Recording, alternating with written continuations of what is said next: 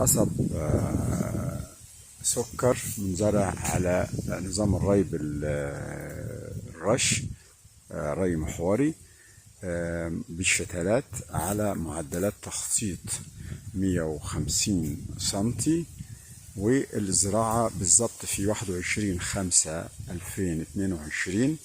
نحن اليوم في 7/3/2023.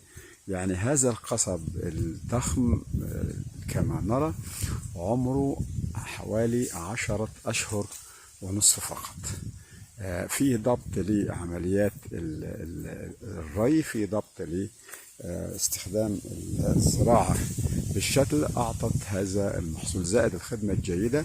تم تربيطه مرتين في التزام بالبرنامج التسميدي، وكما نرى هذا هو الحال. إذن القصب حينما يزرع على نظم الري الحديثة باستخدام الشتل يعطي محصولا هائلا. أتصور كما هو واضح في هذه الصورة أو هذا الفيديو أو هذه الصور الملتقطة للحقل إن المحصول هيكون عالي جدا إن شاء الله. الشتلات عدد النباتات فيها كبير جدا. يمكن لو بدأنا نعد نقول مثلا 1 2 3 4 5 6 7 8 9 10 11 12. لو نعد في مكان تاني مثلا نشوف هنا مثلا الشتلة دي 1 2 3 4 5 6 7 8 9 10 11 12 13 14 15